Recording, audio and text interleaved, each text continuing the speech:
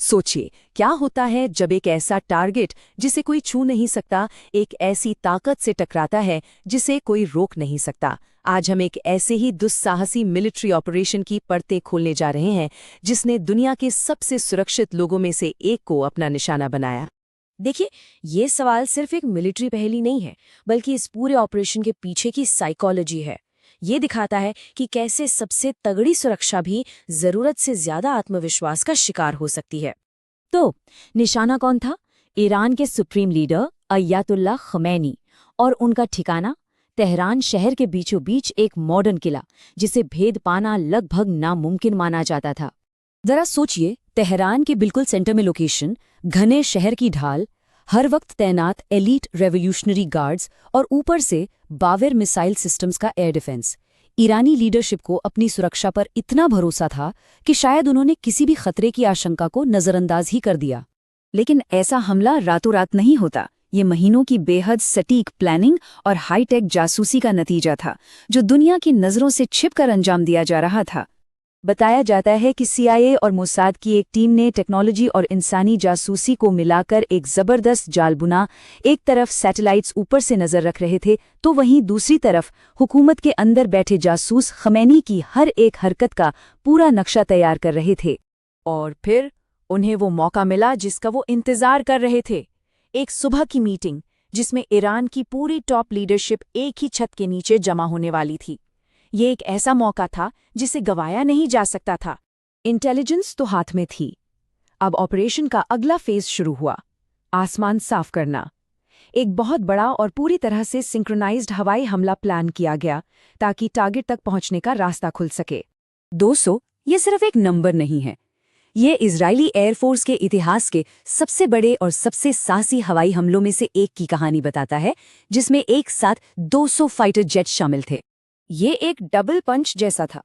पहले अमेरिकी टॉमोहॉक मिसाइलों ने ईरान के एयर डिफेंस सिस्टम को पूरी तरह बेकार कर दिया, मतलब उन्हें एक तरह से अंधा और बहरा बना दिया। और फिर इजरायली जेट्स के बेड़े ने पूरे देश पर एक साथ धावा बोल दिया। हमले की पहली ही लहर इतनी जबरदस्त थी कि मिनटों के अंदर 500 से ज्यादा स्ट्रेटेजिक ठिकानों को तबाह कर दिया गया। इसमें मिसाइल साइलों से लेकर एयर डिफेंस रडार तक सब शामिल थे। ईरान की रक्षा करने की क्षमता पूरी तरह से पंगु हो चुकी थी। तो रास्ता अब साफ था। अब बारी थी असली निशाने पर फोकस करने की, खमेनेई का कंपाउंड। और इस काम के लिए एक बहुत ही खास हथियार की जरूरत थी। 30 ये उन भारी बमों की संख्या है जिन्हें सीधे सुप्रीम लीडर के ठिकाने पर गिराया गया। हर एक बम को इस तरह डिजाइन किया गया था कि बचने की कोई गुंजाइश ही ना रहे। तो ये बंकर बस्टर होता क्या है आखिर? देखिए, ये कोई आम बॉम्ब नहीं है। ये एक ऐसा हथियार है जो जमीन और कंक्रीट की मोटी मोटी परतों को चीरता हुआ गहरे अंडरग्राउंड बंकरों को तबाह करने के लिए बनाया गया है।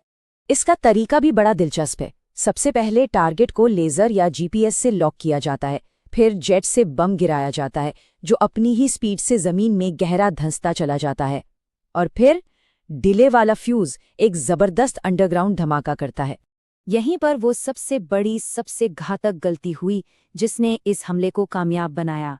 अपने जरूरत से ज्यादा भरोसे में खमीनी ने अपने सबसे मजबूत और गहरे बंकर की जगह एक कम गहरे बंकर को चुना, और बस वो एक आसान टारगेट बन गए। तो इस हमले का नतीजा क्या निकला? अंजाम बहुत भयानक था। जैसा कि एक सोर्स में बताया गया है, इस हमले ने एक ही विनाशकारी झटके में ईरान के ऑपरेशनल नेतृत्व का सफलतापूर्वक सफाया कर दिया। ये एक फाइनल ब्लो था। मारे गए लोगों की लिस्ट देखिए। सुप्रीम लीडर, रेवोल्यूशनरी गार्ड का head, top national security advisor. एक ही झटके में ईरान की टॉप लीडरशिप का नामो निशान मिट गया। और आखिर में ये नंबर 2900, ये उन ठिकानों की संख्या है जिन पर सिर्फ 24 घंटों के अंदर हमला किया गया था। ये सिर्फ एक स्ट्राइक नहीं थी, ये एक पूरे देश को घुटनों पर लाने का एक सोचा समझा अभियान था। तो ये पूरा विश्लेषण हमें एक बहुत ही गंभीर सवाल पर लाकर छोड़ देता है। जब किसी देश का पूरा नेतृत्व ही खत्म कर दिया जाए, तो उसके बाद क्या होता है? क्या वहां अफरा तफरी फैलती है, गृह युद्ध होता है, या फिर एक नया और शायद पहले से भी ज्यादा खतरनाक शासन उभरता है? भविष्य अनिश्चित है।